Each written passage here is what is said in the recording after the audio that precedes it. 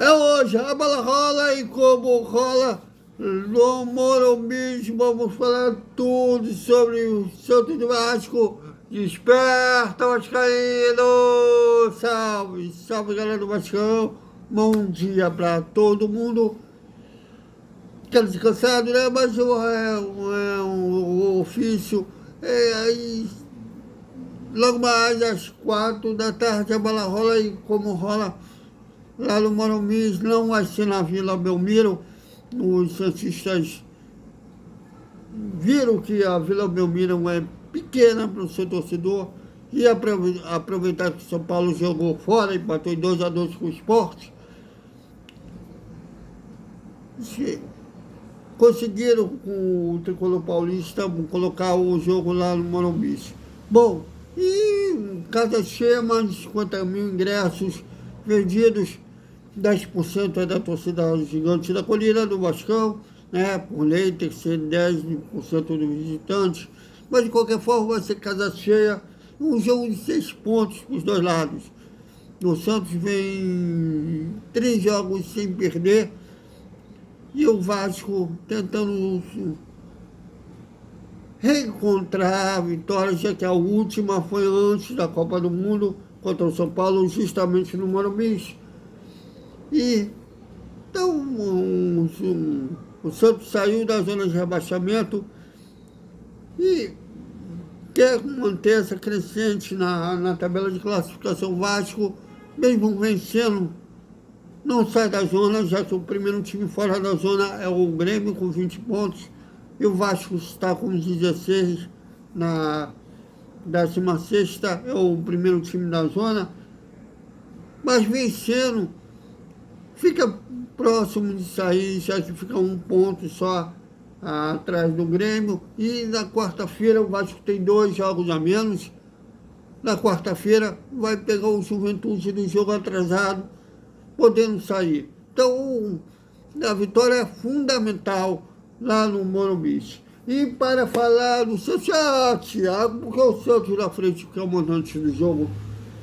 E para falar do Santos, nada melhor o Giovanni Augusto, do canal Carlos Martins. Fala, Giovanni! Fala galera do canal Vasco e Velocidade, tudo bem? Eu sou o Giovanni Afonso, setorista do Santos, do canal do Ricardinho Martins, sim, aquele mesmo da TNT Esportes, do Help Me, I Help You, o famoso Me Ajude a Te Ajudar. Falei com vocês lá no primeiro turno, lá na abertura do Campeonato Brasileiro, e agora na 20ª rodada estou de volta para trazer informações do Santos e colaborar com o canal que faz essa cobertura espetacular do Vasco da Gama. Bom, falar do Santos, o Santos, como um todo, o ano não é bom, é um ano decepcionante, tá? Pra gente que recebe um Neymar, um presente desse, a expectativa era de brigar mais em cima do campeonato, pelo menos ainda estar vivo na Copa do Brasil.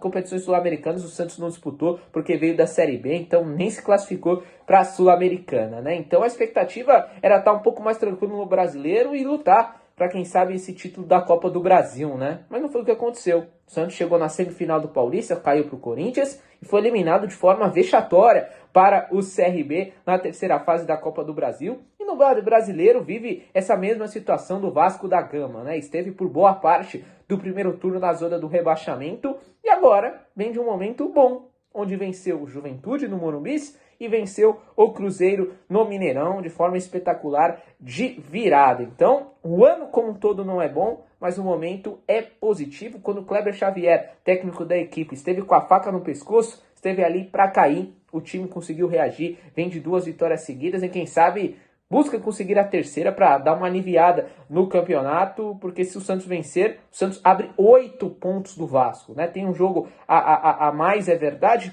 O Santos tem um atrasado, que é um jogo contra o Palmeiras. O Vasco tem 2, porém mesmo assim, o Santos vencendo abriria 8 pontos de um adversário direto nessa luta contra o rebaixamento. Para essa partida, o Santos não poderá contar com 2 jogadores, são 2 desfalques.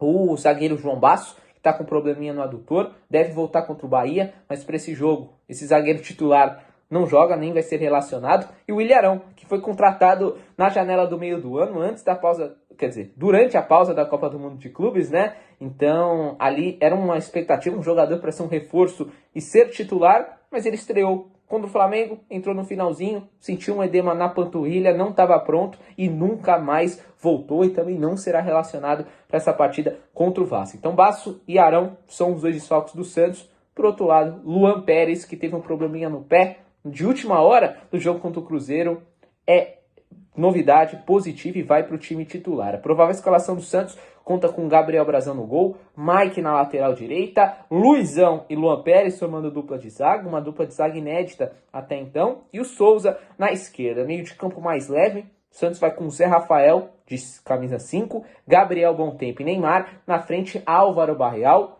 Guilherme e Chiquinho Soares no comando do ataque. Benjamin Rolezer, que é visto como o segundo melhor jogador do time, vai para o banco de reservas, que não tá jogando nada. A verdade é essa. O torcedor pode reclamar, espernear, mas o Rolezer não tá jogando nada. Quem vai para os lados é o Barreal, que fez gol lá no primeiro turno em São Januário contra o Vasco, e o Guilherme, que é o artilheiro do time do ano, com 13 gols marcados. Fechou? Tiagão, muito obrigado. Obrigado, galera do canal Vasco e Velocidade, que vença o melhor. De preferência o Santos, né? Porque estarei lá no Morumbi. Mas brincadeiras à parte, que vença o melhor.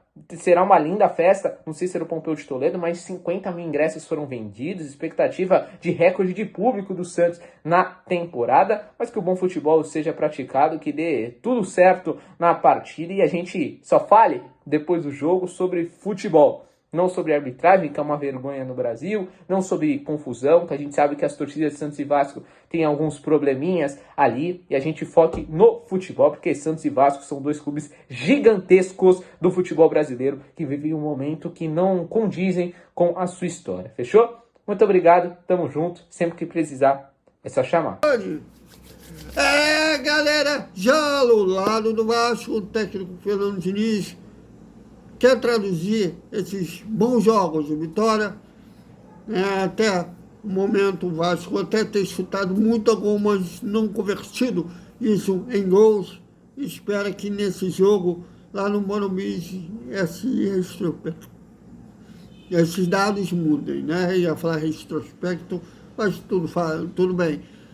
Esses dados mudem, né? Que nem precisa chutar tanto, mas tem que ser certeiro quando finalizar.